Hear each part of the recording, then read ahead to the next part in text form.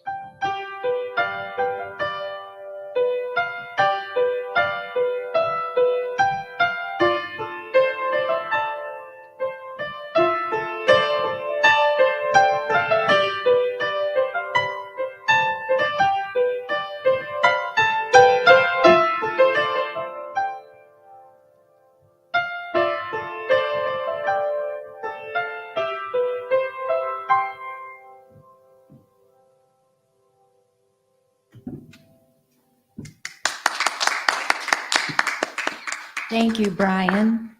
I don't know about you, but when Brian Willer plays the piano, my blood pressure goes down about 15 points. I heard some people talking about the Iowa weather the other day, and one of them said, you know, if I was going to live someplace with aquamarine water and white sand and palm trees, I'd miss the two seasons.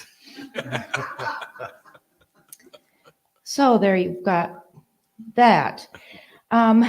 Anyway, I'm Susan Wolf, your platform assistant for today, and our service will be called The Spiritual Journey. Our Clark Ford is our guest speaker, and so we are live in the sanctuary and live online as well. And I'll tell you, our one-man technical crew does not get paid enough.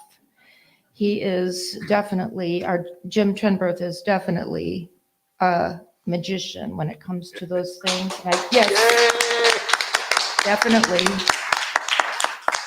And today our chaplain will be Shelley DeHart, and she'll be available to pray with you in the prayer room after the service today, I hope. And now for transformational opportunities. Looking ahead, on April 30th, Rev Deb returns, and Ask Rev Deb will be the title of the talk that day. So come with your questions, please, and ask Rev Deb, and she'll be in the sanctuary at 10:30 and live streaming as well.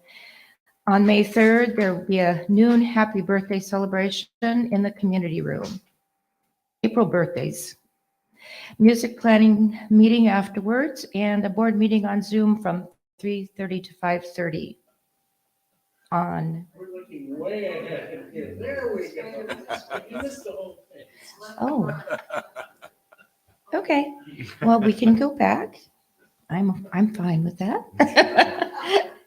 There's a new class scheduled to begin in May also, and Uncomfortable Conversations, ironically enough, with a Black Man by Emmanuel Acho.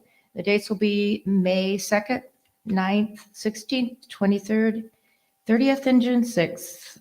It will be Tuesday evenings from 6:30 to 8 on Zoom. Contact Rep Deb if you're interested in the sign up, and you need to email her for the Zoom. She will email you for the Zoom link.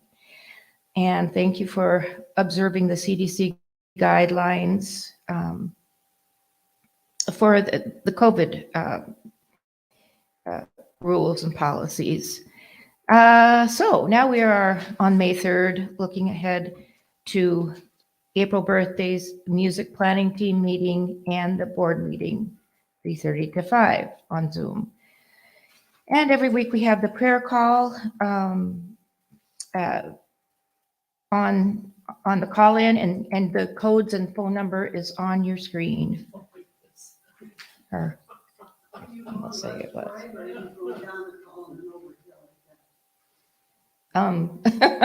Maybe reading it like this. There's the prayer call. We found it. All right, good. Sometimes we forget and read column and then you just really. Well, I don't know. So, I can put the slides in to talk about. okay, well, please join me for a prayer. I think I need one. The prayer of faith. God is my help in every need. God does my every hunger feed. God walks beside me, guides my way through every moment of the day. I now am wise. I now am true, patient, kind, and loving too. All things I am, I can do and be through Christ, the truth that is me. God is my health. I can't be sick. God is my strength, unfailing and quick. God is my all. I know no fear, since God and love and truth are here. Amen. And so it is. And now we will have a song. Please stand if you're willing and able.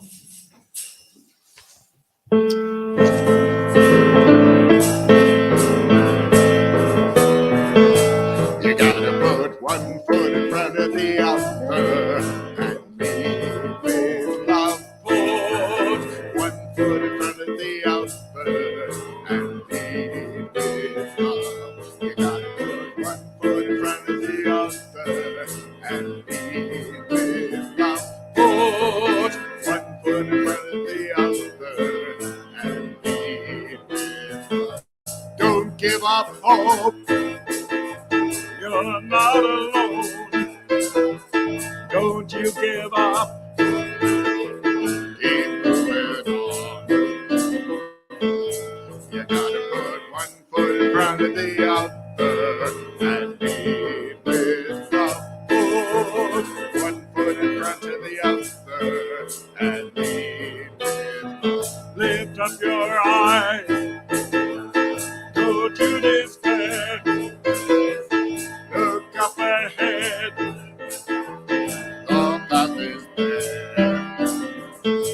You gotta put one foot in front of the other and lead with love.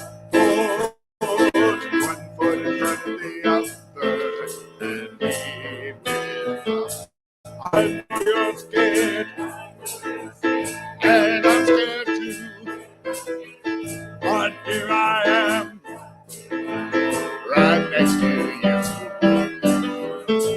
You gotta put one foot in front of the other and lead with love. Put one foot in front of the other and lead with love. And lead with love. Woo, and it's time for greetings. Greetings all in the sanctuary. Greetings to you all online. We're very glad you're here.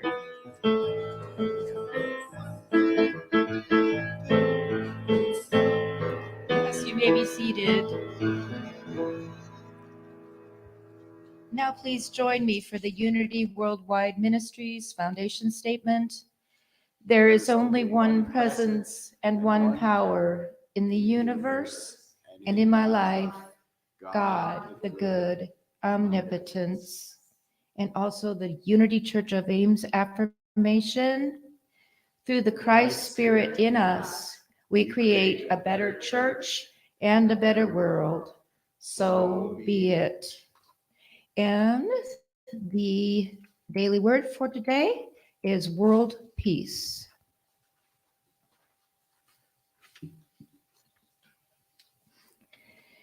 I live my vision for world peace. To bring about peace in the world, I begin by paying attention to my first reaction when I feel I've been treated unjustly. I do not deny my feelings, but neither do I allow anger, envy, or other negative feelings to take control of my response. I feel my feelings, but I remain committed to living the truth I know. Regardless of behavior, every person is a divine being, a living expression of God. I call upon my divine facilities to love, to faith and strength to guide my next steps. No matter how another responds, I remain centered in God. My efforts make a difference. Peace between individuals creates peace within families, in communities, and among the nations of the world. The effect of righteousness will be peace, and the result of righteousness, quietness and trust forever. From Isaiah 32:17. And now please join me in welcoming Clark Ford for his talk, What is a Spiritual Journey? Now we're gonna have a song. I feel a song coming on. A song. Okay, Clark Ford and David Michael with a song.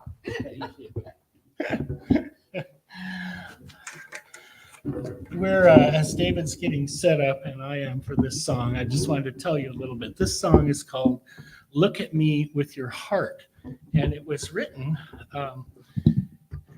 for a little passion play we did in this very church a little more than a decade ago. And the words were those that I imagined that Jesus might be saying to Pilate. So this is sort of an Easter week theme, right? Jesus is there. Pilate's going, who the heck are you? You know? And so this is what I thought Jesus would say, if I can get my, thanks.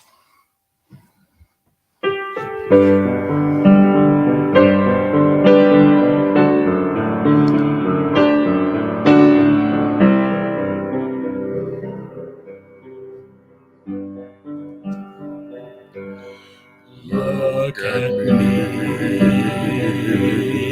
what you see with your eyes is only a part of me. Close your eyes, look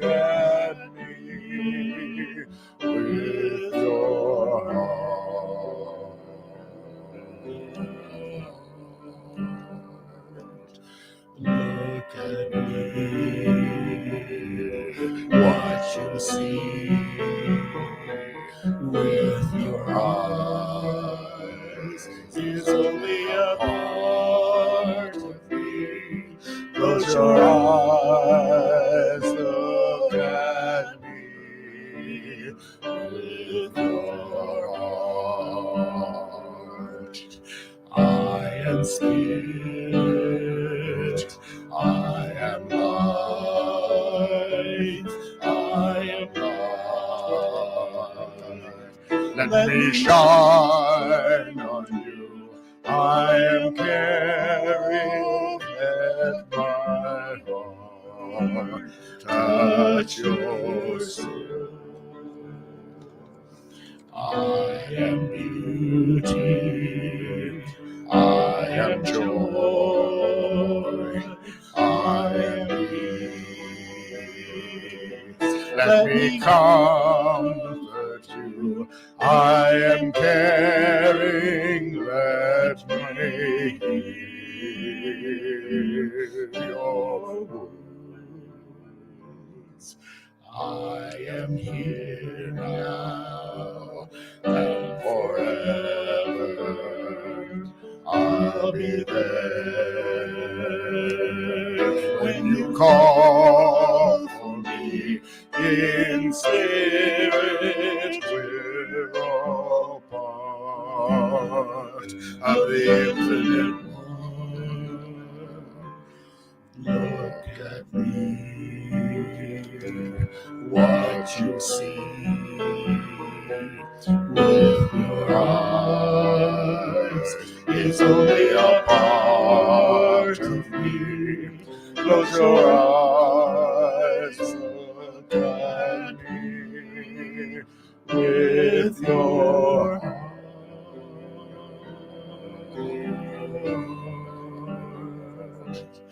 Look at me, what you see with your eyes is only a part of me. Close your eyes, look at me with your heart.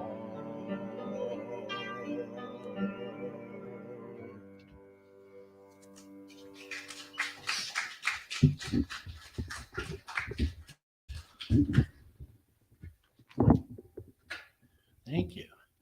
Well, the title of my talk is actually A Spiritual Journey, but we won't worry about details on that. And so I am going to talk somewhat about my spiritual journey in the context of all of this.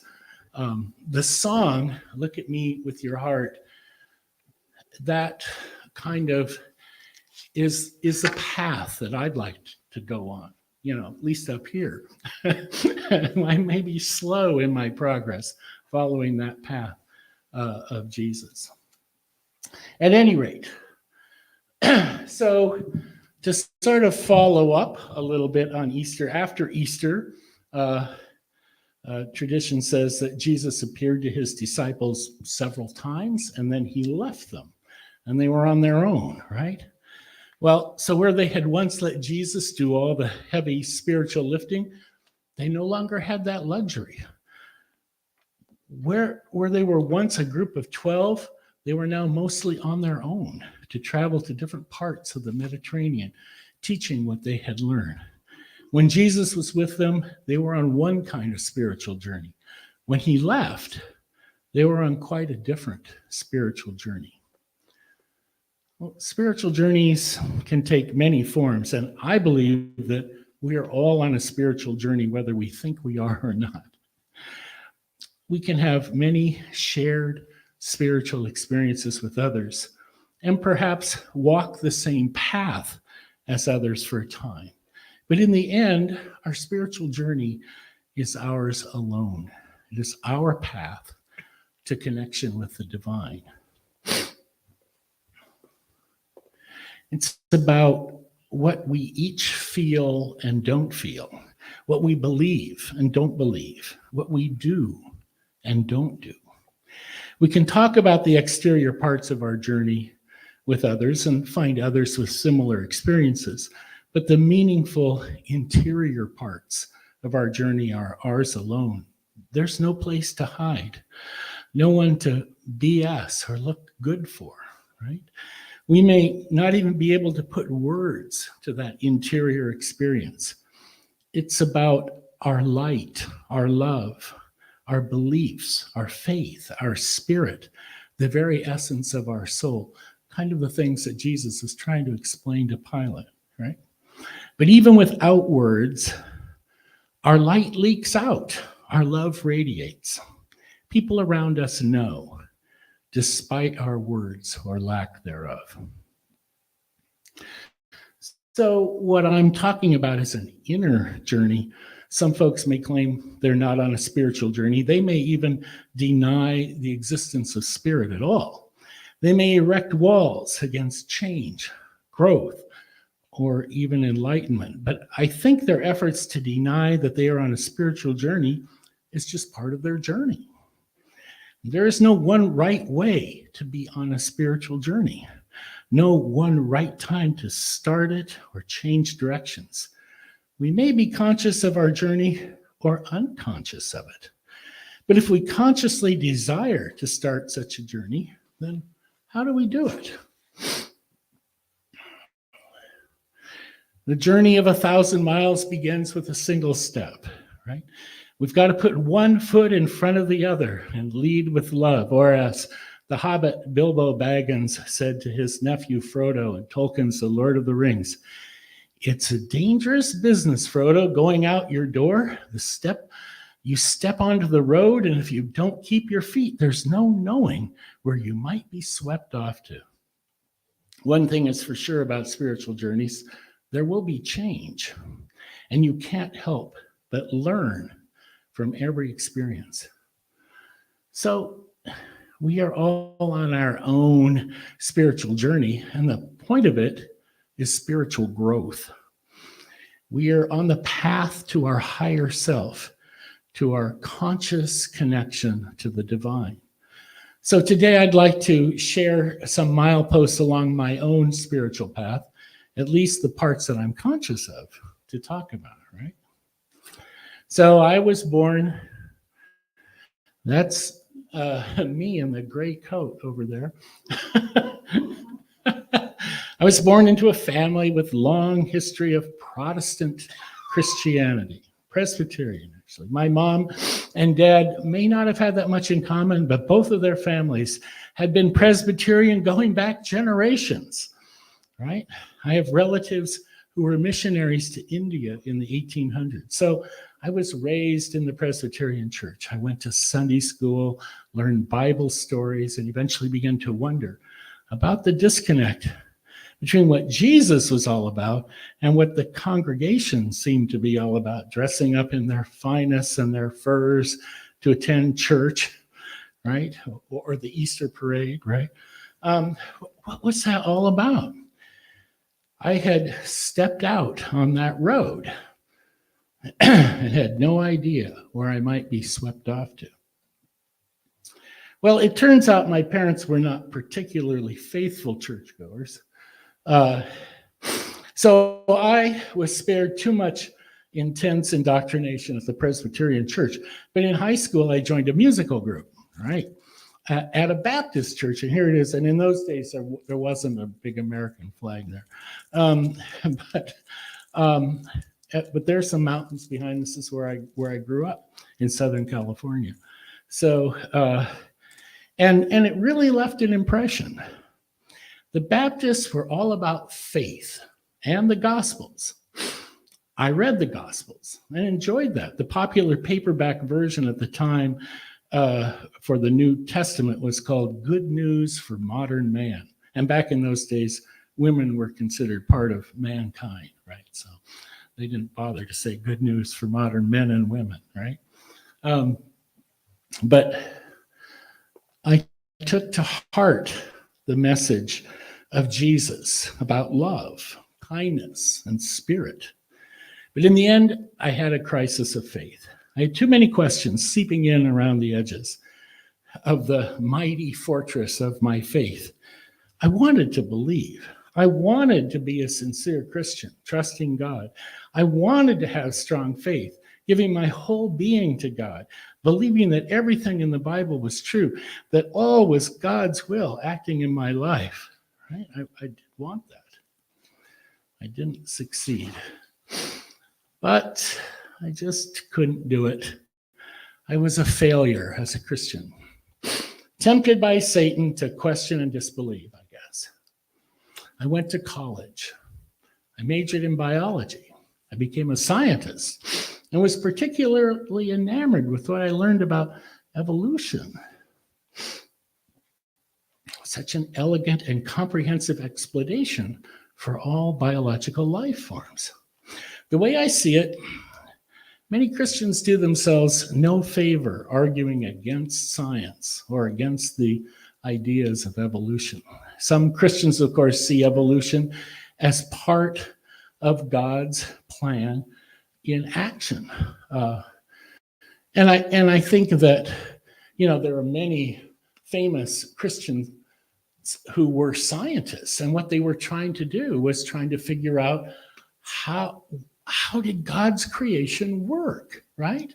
Because it was driven by their faith.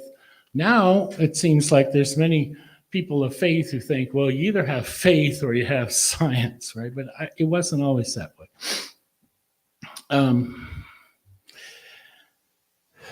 So somebody like Gregor Mendel probably thought that science was, or evolution, which wasn't really known in his time, was God's means to an end, right? If one views the natural world like that, then all study of science is a study of God in action. That's one way to reconcile science with religion. Of course, that's not the way the fundamentalists do it. As a scientist, the other way to reconcile science with religion is just to deny the very existence of God, right?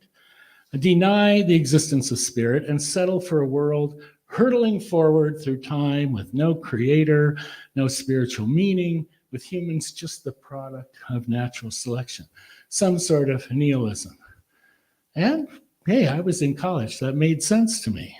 Made sense, right? Of course, one could clearly see how instead of human beings being a creation of God, no, it was God who was a creation of human beings. And that was done over and over in many other different cultures.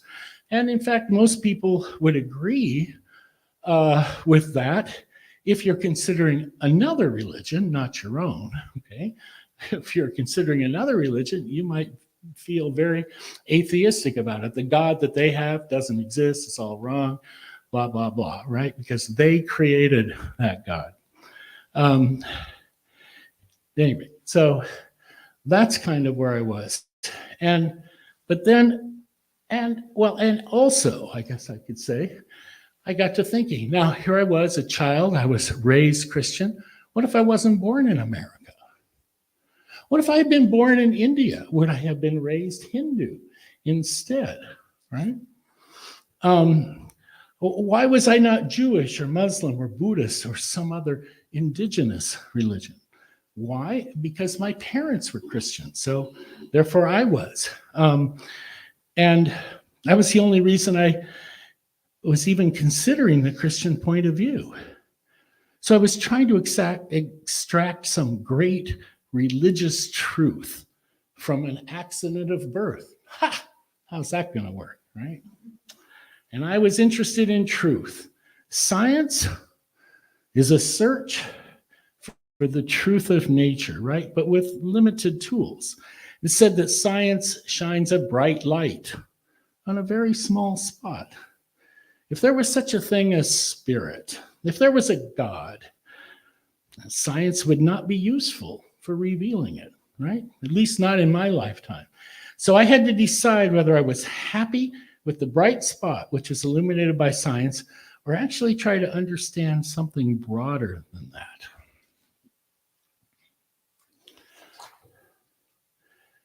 So, yes, I had become an atheist, right? Believing that God was a made-up thing that was used to control people, to pacify them, to give nations created by conquest something everyone could believe in, to justify kings and conquests in the name of religion, and thus to justify the injustices of kings and nobles controlling the wealth and labor of these conquered nations.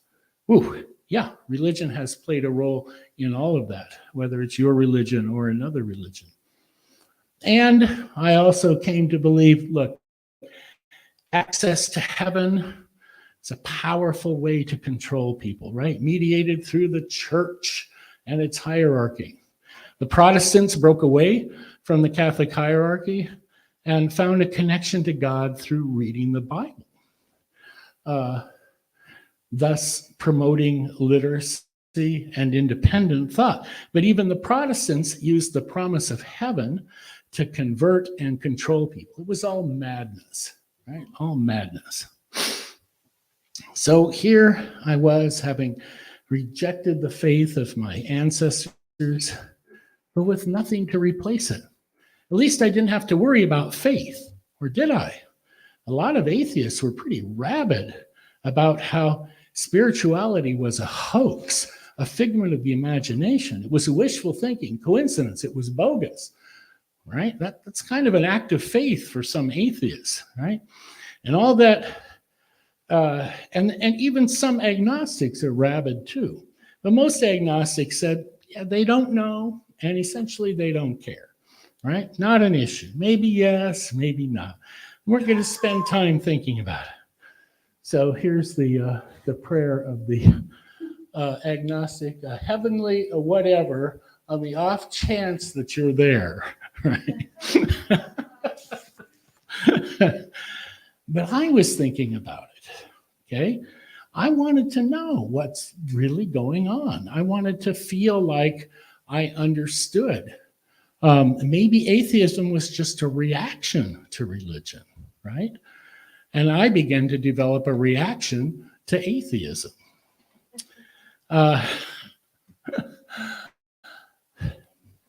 What about ESP, right? All wishful thinking? Not in my experience.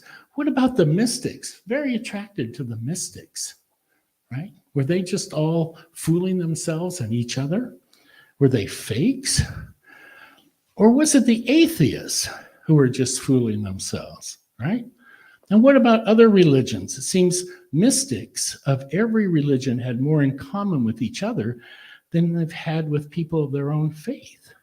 They were on to something spiritual that they all could connect to. And it really didn't have that much to do with religion, but it had to do with spirit, right? This is where my thinking was. And so, having rejected much of the Bible, I became very interested in spirituality, New Age spirituality, right? Auras and chakras and ESP, oh my. Healing and past lives and channeling, Eastern religions. Past lives? Well, I'd been indoctrinated all my life in both Christianity and atheism that past lives were wishful thinking, hocus pocus, wrong, bogus, not how God worked, even silly, blah, blah, blah, right? Never mind that in the Bible, Jesus was thought by some to be the reincarnation of Elijah, right? And reincarnation was actually taught as a Christian doctrine in some of the early churches in the Mediterranean. And that was before Rome defined what it thought Christianity should be and pushed out all the other so-called heretical versions of Christianity from these churches all over the Mediterranean basin. So if you want to know why Christianity is what it is, why certain books are in the Bible or the New Testament and not, that was the Church of Rome. They had very, very powerful influence on that. Now, some folks that reject reincarnation do believe that spirit never dies, that the spirit of Jesus lived before his birth, and that having gone to heaven, he will come again. Other folks believe that Jesus is the reincarnated Buddha, and that he was accompanied at age 12 back to India by the wise men who were searching for him, and that he lived in India until he returned to Israel as an adult, bringing many of the concepts of Buddhism back to the Hebrew people. At any rate, reincarnation is not part of the post-Roman Christian tradition. So it's widely rejected in our culture, along with many other things that are associated with foreign belief. Can we say xenophobia? But for me, having cleared my own landscape of beliefs, I felt free to explore everything and decide for myself what felt right. You say, what? What feels right? No. I was told all my life, you can't trust your feelings. There must be authority in religion. Who are you to decide what is true or not? Well, authority had gotten me absolutely nowhere. Maybe it's a path that works for others, but not for me. I have to feel it. A thing has to resonate before I accept it, and then I call it inner knowing. It's not that I have it's not that I desire a faith in some book or some teaching. It's that I want to know that it's true for me. So inner knowing may be true for me, my inner knowing, and your inner knowing may be true for you, and they might be different truths, right? But I don't know what else we have, because I'm not you and you're not me. So that's what I wanted, to know the truth, my truth. And I found that I have to take responsibility for that. I can't just believe in the authority of a book or a doctrine or a preacher. I can be inspired by them. And if it resonates, then it becomes part of my truth. So, yeah, your inner knowing is your only true compass.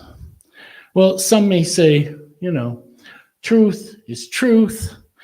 You're just fooling yourself again. Oh, and by the way, the real truth is right here in my holy book, in the tenets of my religion, et cetera, et cetera. And what I say to those folks is, I am so glad for you. I, too, wanted to be sure, to seal that surety with faith. A mighty fortress is my faith, right? I wanted that. But the path of faith is not my path. It might be others, and that's great. Okay? So I pursued what I'm attracted to. That is a New Age principle that resonated with me. Pursue what you're attracted to, because that reflects your soul, right? What am I attracted to? Nature. I love nature. The forest, the plants, the flowers, the meadows, the mountains, the oceans, the stars, the skies, the seasons. I came to believe, as above, so below, that everything we experience in nature is an expression of God, and thus a path to God, right? It's one way to see God, and there are many other ways to see God, I'm sure. Of course, I personally abandoned using the God word a long time ago, as it brought me connotations of the parts of the Bible and the Christian religion that I'm not inspired by. But I found a path to the divine in nature that resonates with me gloriously, and also in music and in people. As Victor Hugo said in Les Miserables, to love another person is to see the face of God. And that really stayed with me. So nature is my church. Walking is my meditation. I celebrate the seasons with ritual, using some traditional native European ways of connecting to nature through the energies of air, fire, water, earth, and spirit, a kind of neo-paganism. But for me, it's very non-dogmatic, just tools for connecting to spirit. Singing and music are likewise for me tools for connecting to spirit. I believe in the cycles of life reflected in the seasons, birth, death, rebirth, over and over in a spiral dance of ever growing spiritual awareness. For me, I had to reject the religion of my childhood to start from scratch, connecting with ideas that made sense to me, that fed me spiritually, and rejecting things that did not. On my path to becoming a unitic, I spent time with the Unitarian Universalists and also at the Catholic Church, where I wanted to connect with people who believed in spirituality and had a connection to the spirituality of the mystics. I didn't find too much of that, but I did find sincere, loving people who are on their own spiritual path. I have found sincere, loving people of many faiths, beliefs, and cultures, and I am inspired on my own journey by all of them. So we're all on a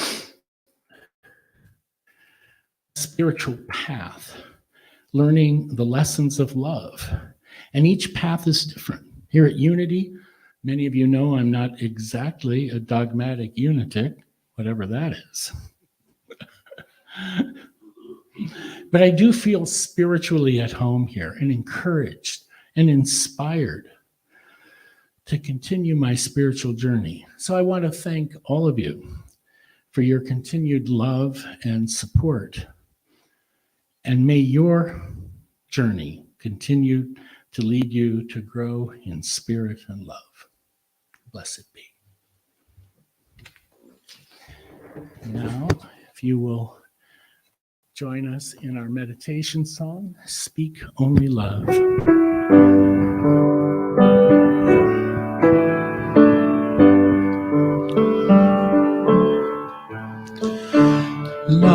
Love, love, I speak only love. Love, love, I speak only love. From the morning's first light to the last star at night, let my words speak only love. Peace, peace, I speak only peace. Peace, peace, I speak only peace. From the morning's first light to the last star at night, let my words speak only peace.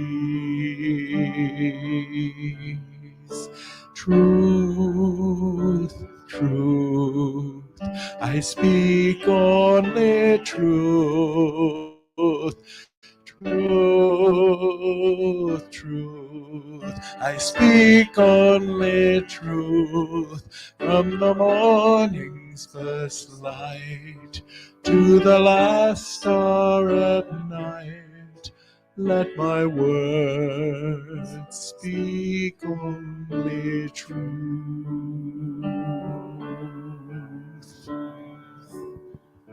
Now, I invite you to close your eyes, get comfortable in your seat, and look around spiritually at where you are, where your higher self is at.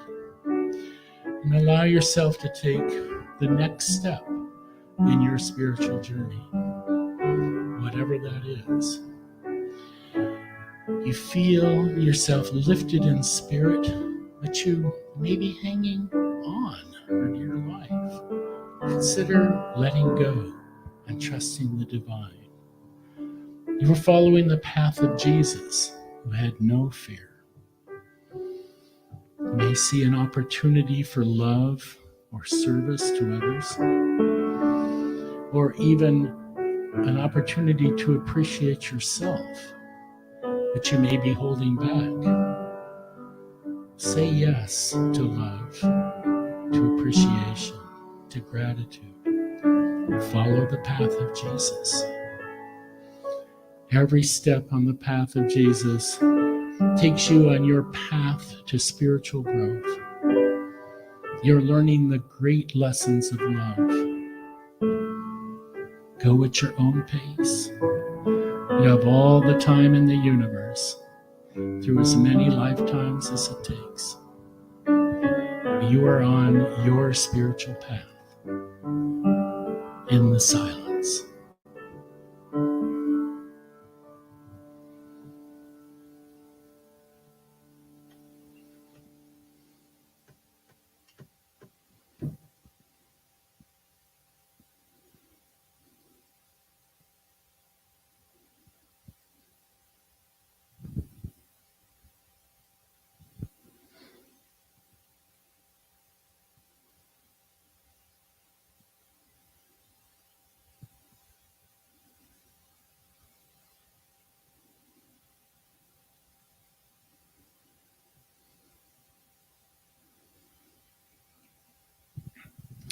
Now I invite you to come back into the room and look around spiritually and where your higher self is at.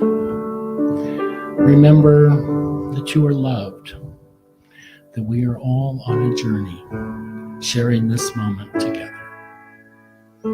Blessed be.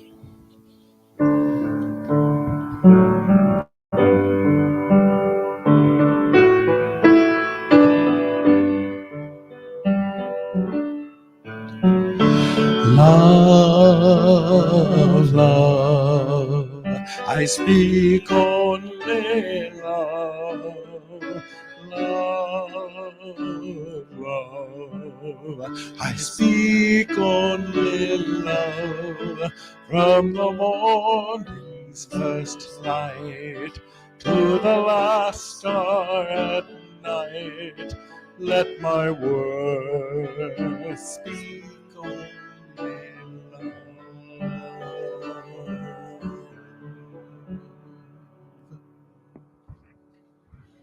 And now, please join me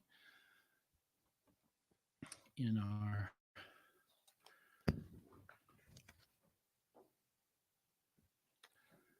blessing.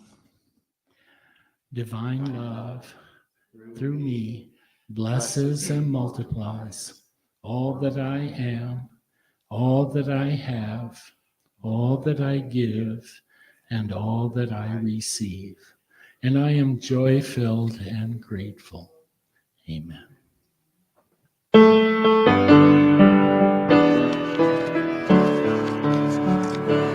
May the road rise with you. May the wind be always at your back. May the sun shine warm upon your face. May the rain fall soft upon your fields. And until we meet again, may God hold you in the hollow of your hands. May the road rise with you. May the wind be always at your back. May the sun shine warm upon your face. May the rain fall soft upon your fields. And until we meet again, may God hold you in the hollow of her hands. You can understand the problems we had with pages up here.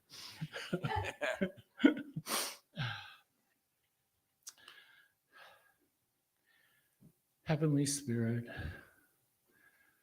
Divine Mother, Father, God of the cosmos, you know how we connect with you in our own way, on our own path. We thank you for our many, many blessings. May these gifts be used to promote the work of love in this universe. Blessed be. And now, please join us in peace.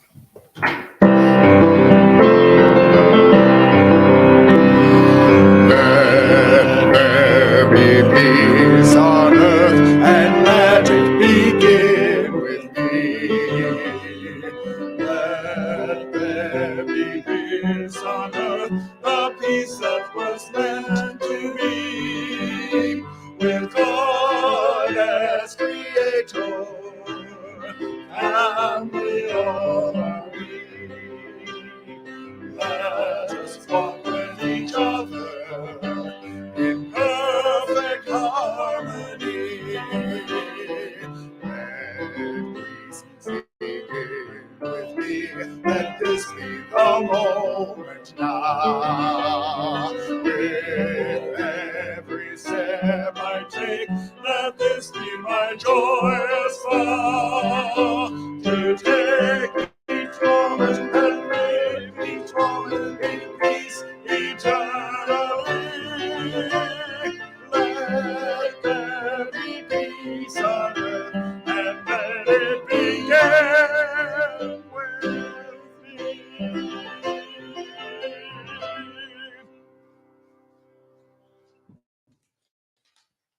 Somewhere in here.